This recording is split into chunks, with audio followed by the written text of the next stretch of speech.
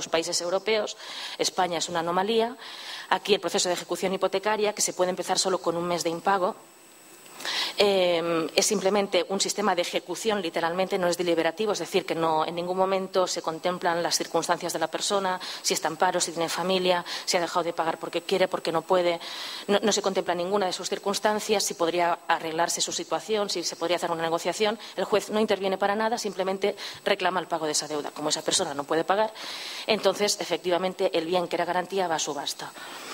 Si la subasta queda desierta, que es aquí el quid de la cuestión, que ahora mismo es más del 90% de los casos de subastas quedan desiertas porque sale por unos precios de burbuja inmobiliaria que nadie está dispuesto a pagar, pero es que además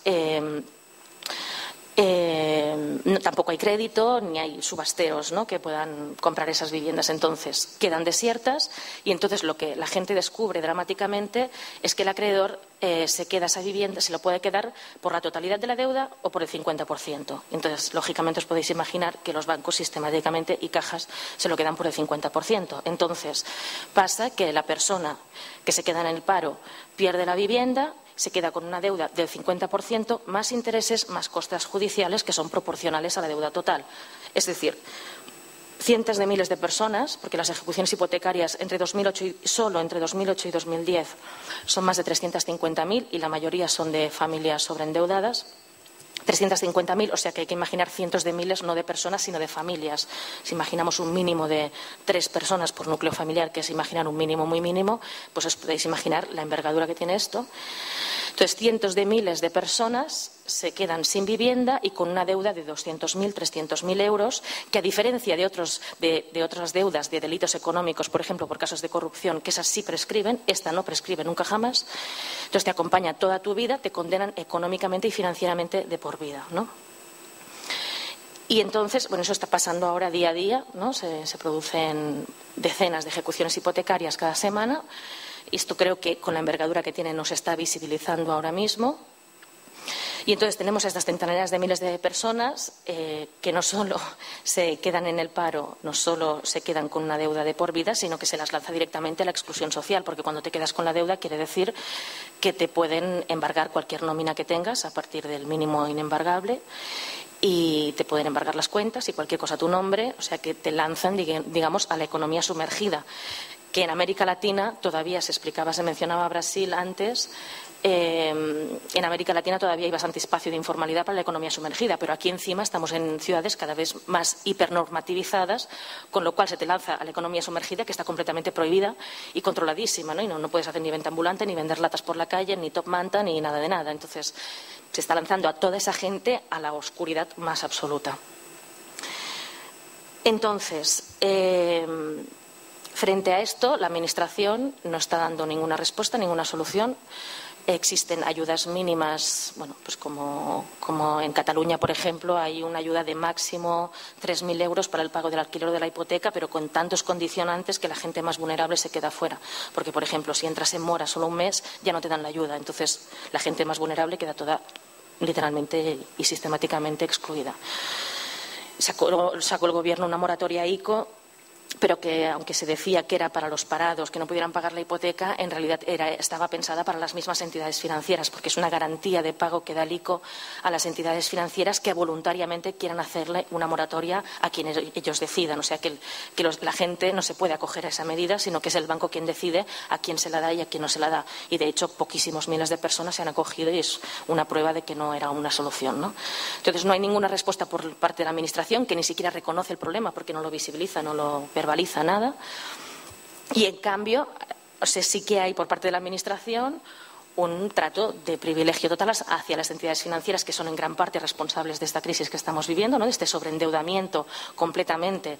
O sea, porque luego otra retórica que se utiliza mucho, ¿no?, y que se ha propagado mucho por Internet y por otros lados, de que a esta gente nadie le puso una pistola en la cabeza. Y dices, bueno, primero relativo, porque todo eran alfombras rojas para la propiedad. Y, en cambio, eran dificultades para otras formas de tenencia.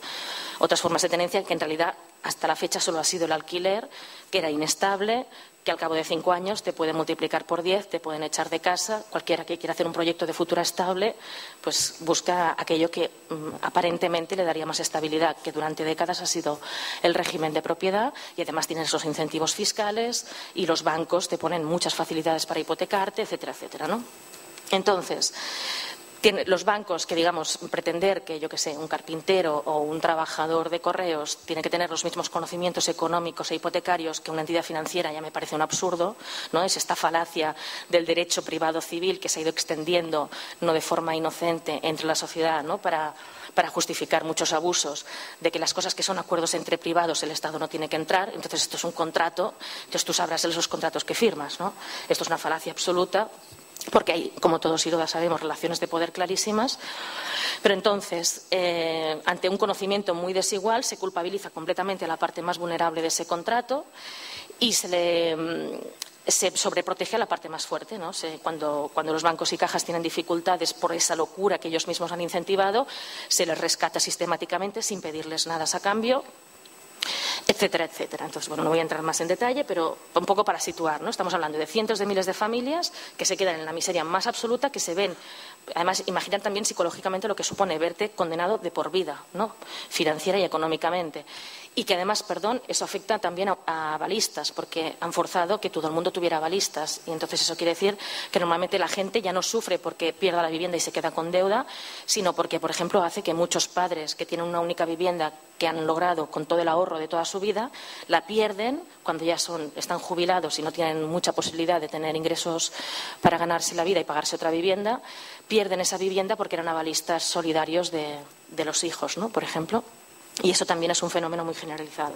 Entonces tenemos a todas estas familias que se ven completamente truncadas y que a los grandes responsables de esa situación la Administración constantemente está sobreprotegiendo, ¿no? Con la idea de que el sistema económico financiero no se puede hundir porque perdemos todos, y con esa culpabilización individual que también se mencionaba en la ponencia de esta mañana.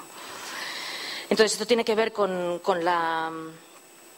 O sea, explico también un poco más en detalle esto porque ahí es donde hay que intervenir, ¿no? Porque esos son nuestros compañeros y compañeras de sociedad y de ciudad. Y entonces nosotros intervenimos ahí creando esta plataforma y, digamos, tenemos la confirmación de que tenía mucho sentido hacer eso, pero evidentemente si lo hacíamos no era con vocación asistencial, sino porque veíamos ahí una palanca de cabreo de la gente y de impulso para forzar un cambio social, ¿no? Entonces, sin embargo, nos encontramos con miles de personas completamente derrotadas, ¿no? Derrotadas y hundidas en la miseria, sin ninguna ganas de luchar, sin creerse en ninguna alternativa, y que sí ven a la entidad financiera como a alguien malo, pero que siguen sintiendo esa culpabilidad y que en realidad, aunque vengan asambleas, aunque se movilicen y les cuesta, tú sabes, aunque no te lo digan, que cada día cuando vuelven a casa su sueño es que les toque la lotería para pagar la deuda y comprarse otra vivienda si puede ser, ¿no? Entonces, porque realmente ha desaparecido del imaginario que haya realmente otra alternativa creíble, ¿no? Entonces eso es importante para, a la hora de pensar en intervenir, tenerlo presente. Entonces, tenemos, estoy acabando con el panorama nefasto, pero luego yo creo que se pueden hacer muchas cosas y quien me conozca sabe que soy una pesimista activa, digamos. Tenemos eso, una sociedad de falsos propietarios, pero que se siguen sintiendo propietarios y que siguen pensando que su mejor realización, su deseo sería realizarse en la propiedad. Además, esto de los propietarios también es importante porque para quien no está en esa fase de exclusión total, ha calado, o sea, lo han hecho muy bien realmente, ¿no? A nivel cultural y a nivel psicosocial, la sociedad de propietarios realmente ha tenido un gran éxito, ¿no? Porque no solo han convencido de que la mejor forma de acceder a una vivienda era la propiedad privada, sino que eso también ha servido para ir desmantelando ya el estado de bienestar, que ahora están llegando las estocadas finales, pero esto ha empezado mucho antes, y lo han hecho con consenso social y en parte lo han hecho a través de la mercantilización de la vivienda, haciendo creer a la gente que teniendo una vivienda en propiedad, falsa propiedad, descubren ahora porque han descubierto que era una deuda, no era una propiedad, pero creyendo que eran propietarios y con el lema, con esa cosa que iban repitiendo, ¿no? De que la vivienda nunca baja de precio, es un valor seguro, tal, han convencido a la gente que era la mejor forma de ahorro y de garantizar su vejez ante la certeza que se ha ido extendiendo por los medios de comunicación de forma interesada de que las jubilaciones, las pensiones es un sistema caduco que se va a tener que desmontar. Por lo tanto, mejor que te hagas un fondo privado de pensiones y te compres una vivienda, porque esa es la única forma segura de ahorrar, ¿no? Entonces, eso también ha generado un gran consenso social que todavía persiste y que desmontar eso no creo que